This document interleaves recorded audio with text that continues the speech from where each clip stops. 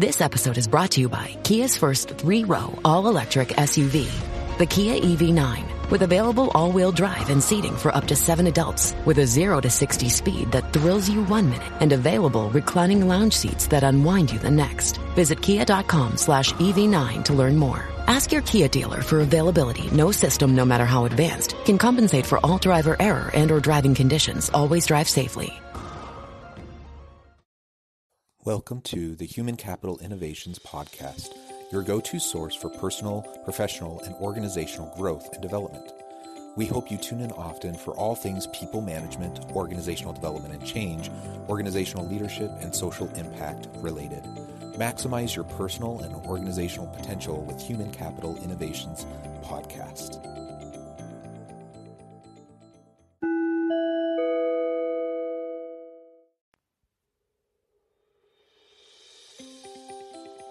Welcome to the Human Capital Innovations Podcast. In this HCI podcast episode, I talk with Theresa Sigillito Hollema about creating successful virtual teams across cultures.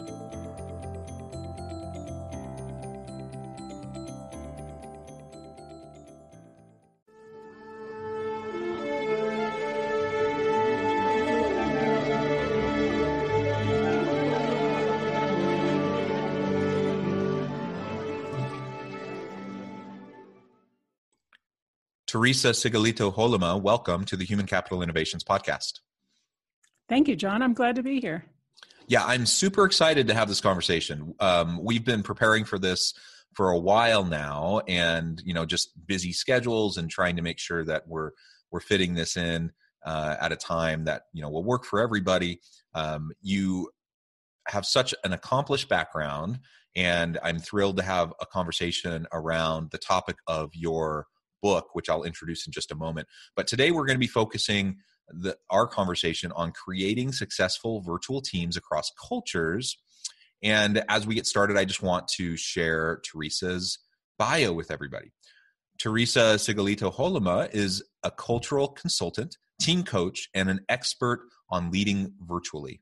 Recently, she has added author to her description as she has written the book Virtual Teams Across Cultures, Create Successful Teams Around the World. She has traveled the globe working with clients and now works with them virtually.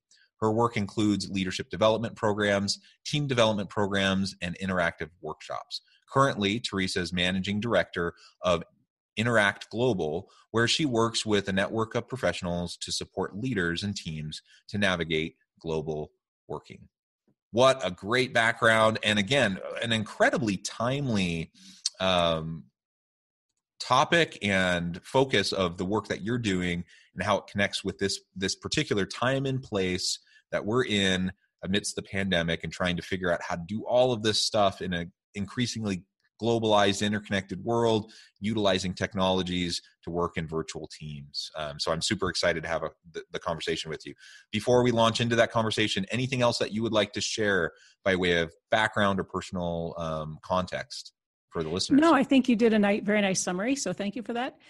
Just for location, I'm an American citizen, but I've been in Europe almost 25 years. So came over on a European project and ended up marrying our consultant. So I'm living just about an hour east of Amsterdam for those who are interested. Beautiful Amsterdam. I love Amsterdam. It's nice. Well, that's great. I'm jealous because I love Europe. I love traveling. And so does my wife. So whenever we get the chance, we love to go back and visit the sites, and it's just amazing. So Amsterdam is a place I've been 4 or 5 times. My wife has never been, and so that's like on her list of places she wants to go. Absolutely. Well, you're welcome. We're waiting for her, and obviously, if you've been here a couple of times during the year, then the spring is the best time to come. Hop on some bikes and explore. It's a great place to be. Yeah, absolutely.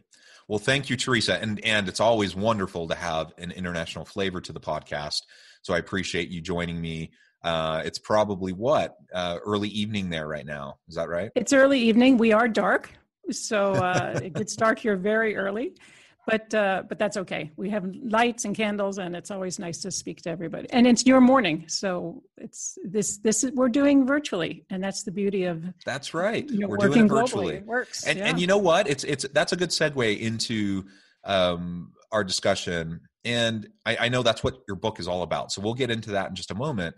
But again, kind of laying out the context for this, it's amazing to me, as a consultant, and I do a lot of work internationally, both on the practitioner professional side, but also on the academic side. I'm also a professor. And so I've been working in collaborative teams internationally for years and years. And I've done some of that virtually, but also traveled to have those interactions. And it took the pandemic for me to kind of open the lens of my mind towards what these collaborations can actually look like now that everyone's just getting used to doing everything virtually all the time. Before, we always tried to make sure that we had at least, some face-to-face interactions and travel involved. And now I'm actually collaborating way more internationally than I did before, just because everyone is so willing to just hop on a call and all of a sudden, boom, you're making progress on a project or whatever. It's a whole new world. I love what you just said. So prior to COVID, we were working virtually, and we were working across cultures for sure. We've been doing this for years, and the technology has allowed more and more people to do it. So my book, I was already working on my book before COVID, way before COVID, by the way. And we have research on it, and people like yourself were doing it. So, but now it's exploded. And I think also what's happening is that people it's more the work from home that has changed. So we've been working, sitting in the Netherlands, working with China, working with the US, and we've been going to the office. But now we're working with China and the US, and we're working from our own homes. And that gives a whole different flavor for so many reasons, which we can get into. But I think what's also interesting then is not just what's happened in the past and what's happening now, but what's going to happen in the future. Because this ability to be productive, to build trust, to lead, to get things done, to care for each other from a distance is going to stay with us. Nobody in my field of exploring what it means to work virtually would ever recommend this situation. Never. Because we do need the human contact. We do need to see each other. There is value in that. So being 100% without seeing each other is not a solution.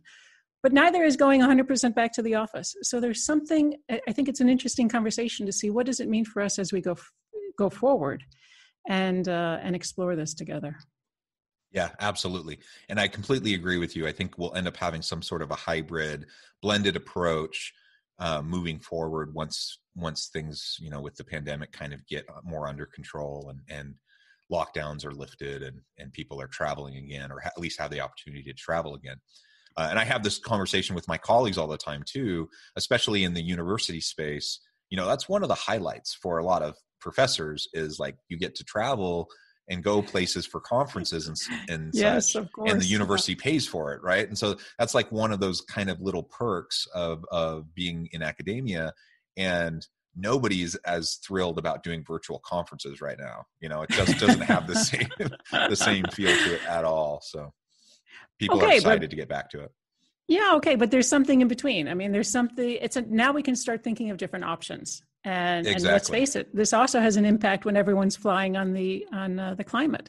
So there's a lot more. We have a lot more options, and we can use better decision criteria for when we decide to meet and when we choose to do things virtually. Yeah, absolutely. So tell us a little bit about why you decided to even write the book. As you mentioned, you've been working on it for a long time, pre-COVID. It just happened. Yes. It lined up perfectly, right?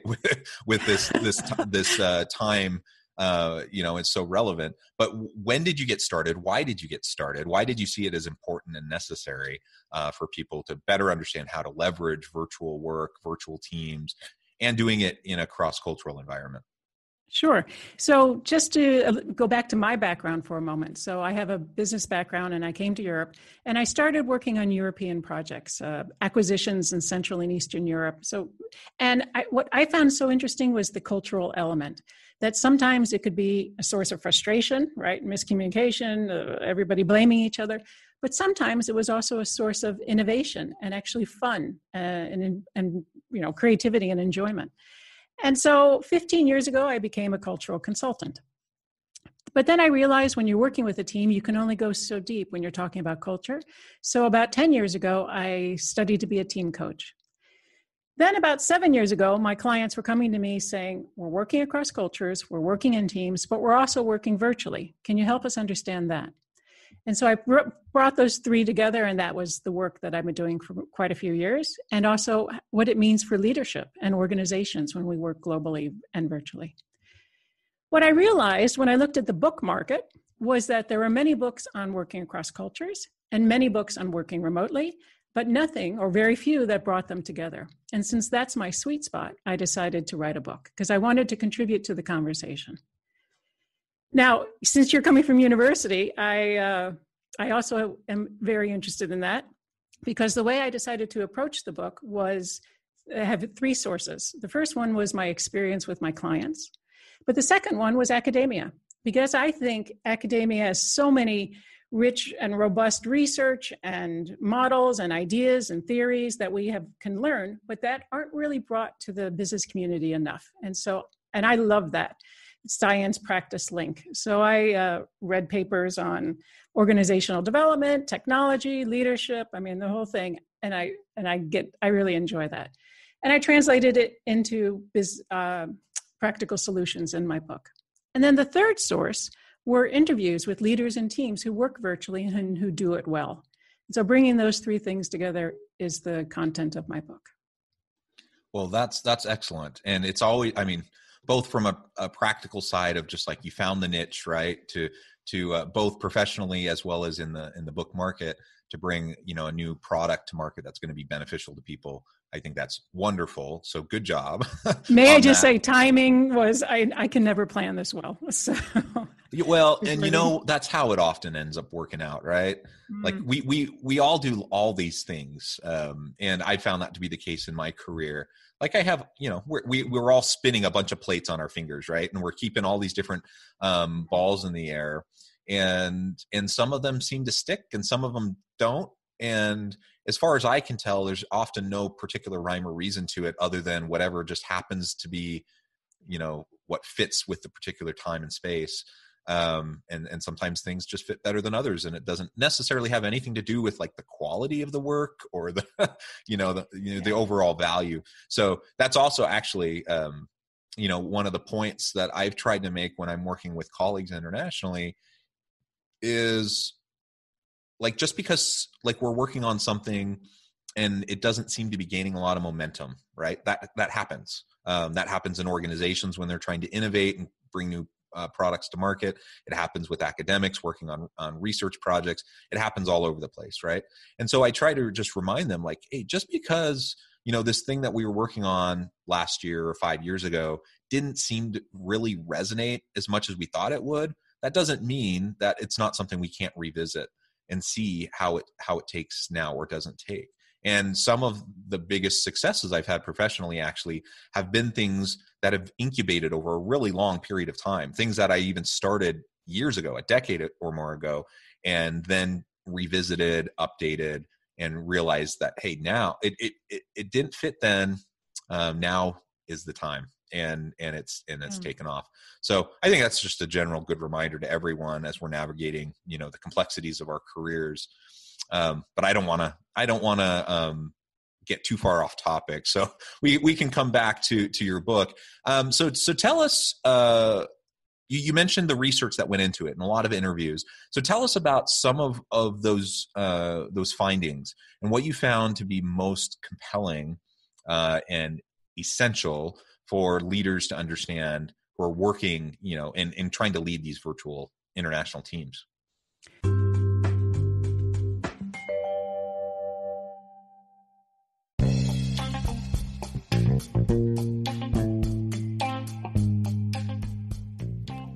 I'm excited to announce the publication of my new book from HCI Press, The Alchemy of Truly Remarkable Leadership: Ordinary, Everyday Actions that Produce Extraordinary Results.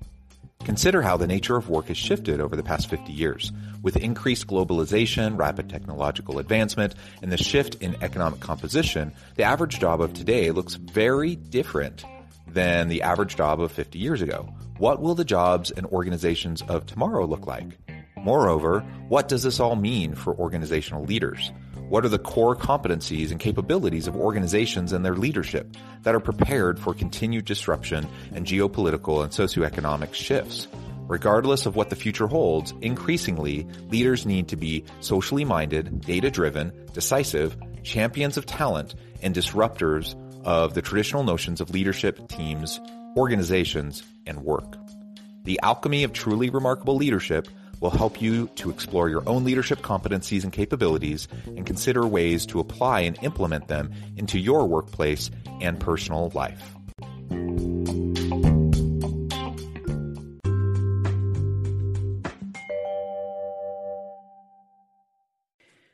So I found a lot. And so I'll just narrow it down since we don't have days for me to talk. But first off, culture does play a role. So, which is a little bit counterintuitive. Even my neighbor said to me, how can you sell books? We're all working from home. But in fact, even though I'm sitting in my own home, I'm still working with people from who are sitting in other countries, and they have a view on how to work together, how to collaborate, how to communicate, etc. So culture still shows up when we're working virtually. And from the research and from my own experience, I found that culture shows up in three ways. What I call within the team, between the locations, and then from outside the team. And if you want, I can give some examples and we can. So in the first absolutely. Please. Examples are great. So for instance, within the team. So that is the culture that we've been talking about for years, that we make decisions differently, that we communicate differently, even something like a virtual meeting. So somebody from the US would say, well, we're here to make a decision, communicate, make a decision, bring the right people to the meeting, and we're on our way. Someone from Japan would say, well, okay, we're having a virtual meeting and it's for discussion or it's for confirmation. And someone from Sweden will say something in the middle. Okay, we're having a virtual meeting and we'll have a conversation. And then we have to schedule another one so that we can build consensus and make sure everybody has given their opinion. So we have Japan, Sweden, and the US all approaching something like a virtual meeting very differently. And if you don't understand that, it can lead to frustration and other misunderstandings. So that's the first way within the team. And I'm sure you're familiar with this. When you're working internationally, virtually as you are, I'm sure you've come across this in your experience. Well, and it's absolutely, and it's really interesting to hear you articulate it that way, because I think that really resonated with me in the experiences that I have had. And it's also interesting, of course, whenever we talk about kind of big bucket categorizations and cultures, obviously these are generalizations we use yes. to try to make sense of general differences, understanding that individuals also have their perceptions and their preferences and things like that. Absolutely. And that's one of the things that stuck out to me as you were sharing that. I'm like, yeah, I absolutely have noticed those types of differences and how it can lead to frustrations or miscommunications when I've worked internationally. But I've seen the exact same things happen even within like a fairly close-knit team setting, just with people, say, here in Utah that I'm meeting with virtually, right? The same thing can happen because the reality is people just have different kinds of expectations and preferences. And so one of the really important things is to just be communicative about that, right? And share your expectations and for the norms of these interactions and the meetings that we're holding so that people can be on the same page. And usually we don't communicate what our expectations are and norms are. Why? Because we assume the others are like us. And actually, what you've just mentioned regarding being in a co-located versus being in virtual leads to my second way that culture impacts virtual teams. And it has to do with because we have distance. So, and this I call between the locations. So the geographic distance turns into actually psychological distance in our heads. So people that are far away, we consider to be more abstract than people that are close by. So my colleagues that are close, like you mentioned, Joe was funny this morning, Sue did a great presentation, and my colleagues over there, Spanish. So we often use abstract terms to describe things that are far away. And often if that can turn, and on a mild level, we're just sort of not collaborating well. But on a more dangerous level, it can turn into an us versus them, where we don't share information and we use cultural stereotypes to describe the other. And that happens in a virtual team. That wouldn't happen in a co-located team because that distance has an impact on us psychologically. And then the third way is what I call outside the team. So even though the team may form and have norms and ways of working and agreements, each person is in a different country. And those country cultures can influence the team in ways that are unexpected. And in my book, I give a couple examples and a couple stories. But if we don't understand that, if we don't understand beyond just our team, then as a leader and as a team, then we can put people in tense situations, which we obviously don't want to. So culture impacts virtual teams, and we really need to understand why. Yeah, and that understanding that why, I think, is important, because it's not.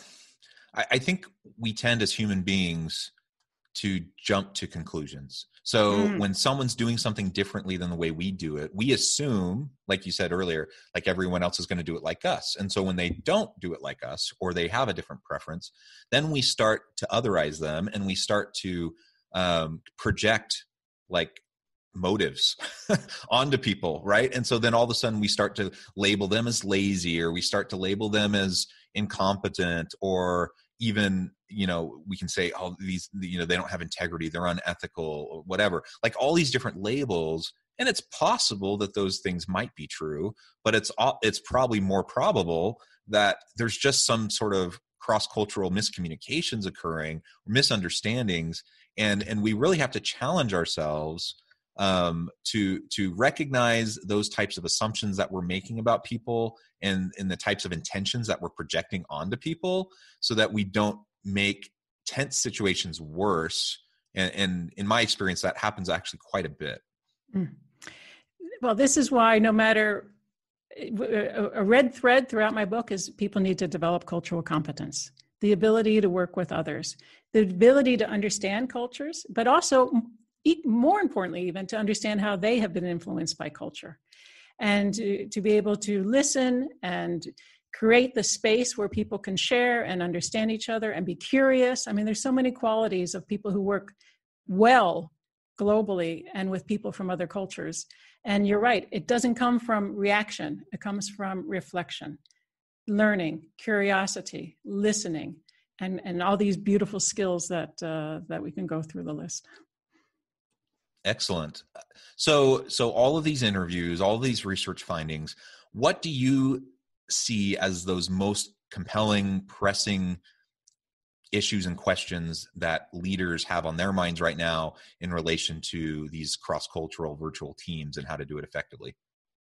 Well, I think we hit upon that a little bit in the beginning, which is, what is the future going to be looking like?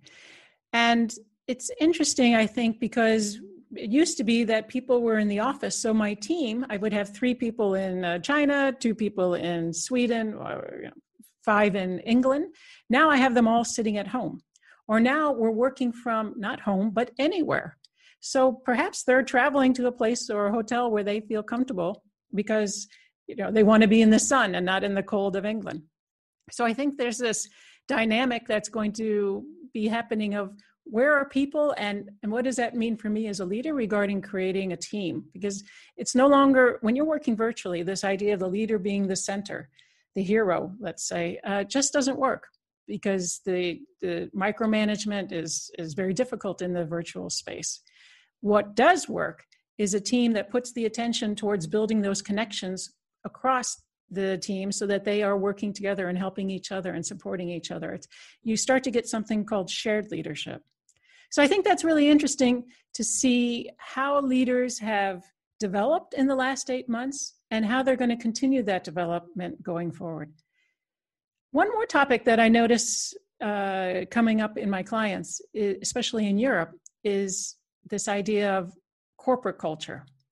So we rushed, in March and a couple months, we rushed to learn to work virtually. Okay, everybody's at home, everybody's safe. And then we sort of had the summer, and now this is going much longer than expected. how do I nourish that culture while people are at home? It used to be the building that helped us to feel belonging and connected. And people would learn what the cultural norms are in the office, but now they're sitting at home and they don't have those cues and those signals. And so what does that mean for the organization as we nourish the culture, but also beyond as well? Yeah, I think that organizational cultural piece is a really, really important one. And yeah, leaders are really grappling with that. I mean, it's always been a challenge. It's always been hard, especially when you have international teams, cross-cultural teams.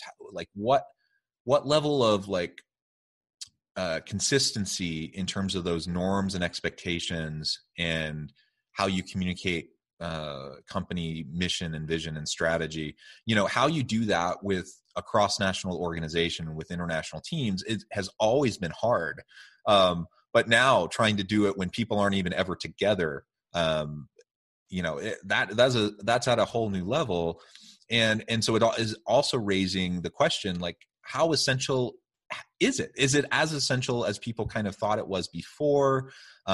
Is it okay, that people, feel committed to their jobs and to their teams, but that they don't, is it okay for them to not have such a firm grasp on this kind of company-wide culture?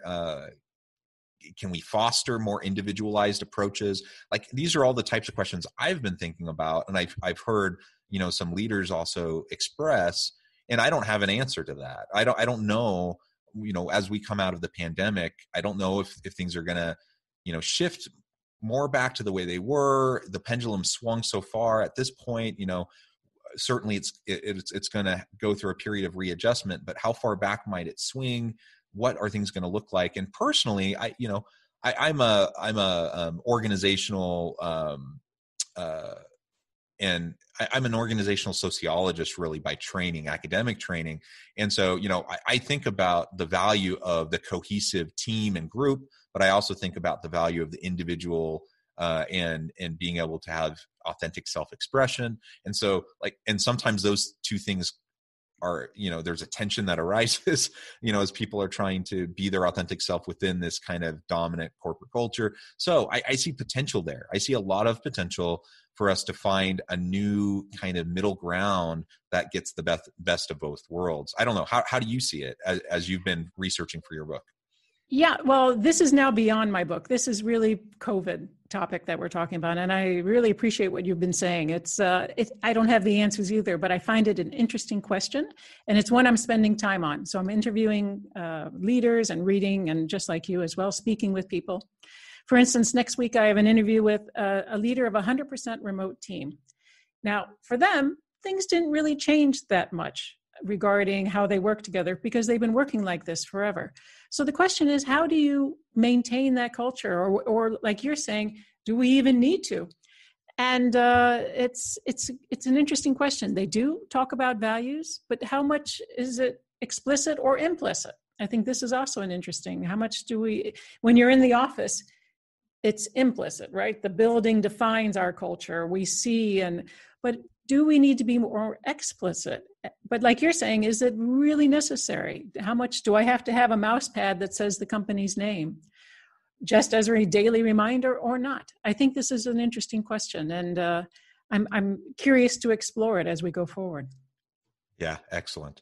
Well, Theresa, it has been a real pleasure talking with you. I know we could go on and on and on, and yes. We've really only scratched the surface, but that's why you have a book, right? So so I encourage listeners, to check out Theresa, check out the book. Before we close our time together today, I did want to give you a chance to share with listeners where they can find your book, how they can get connected with you, so they can reach out if they are looking at ways that they can improve their cross-cultural virtual teams. Well, first, let me say, Jonathan, I've really enjoyed this. So thank you very much. Listeners can find my book anywhere they buy books online. So it's at Amazon, but also at regional and country-based bookstores as well. I really like to link with people on LinkedIn, so please reach out. I would be very happy to.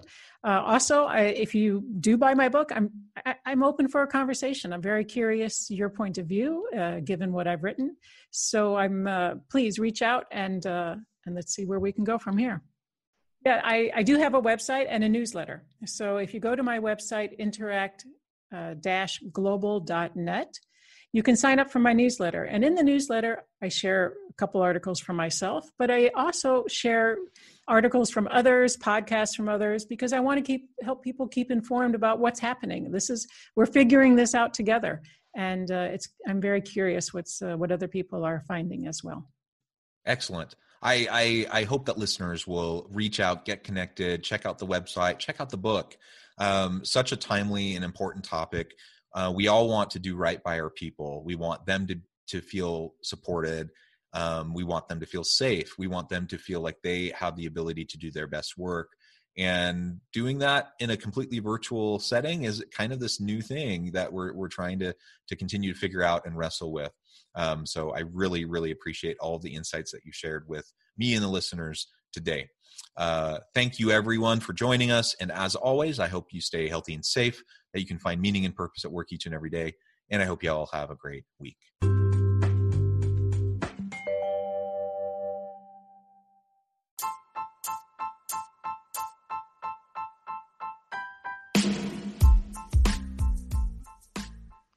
We are excited about the launch of HCI's new magazine, Human Capital Leadership. Human Capital Leadership is a free, interactive e-magazine designed to help individuals, leaders, and organizations find innovative approaches to maximize their human capital potential. We will be publishing issues quarterly in August, November, February, and May. Check out the first issue and let us know what you think.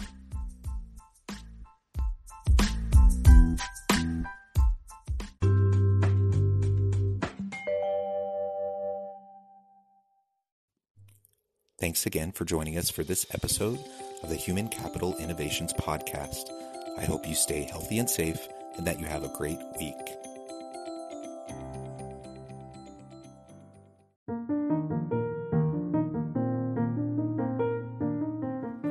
Check out our new weekly LinkedIn newsletter, Alchemizing Human Capital, exploring industry trends via original research and interviews with executives and thought leaders from across the globe. We look forward to having you join us.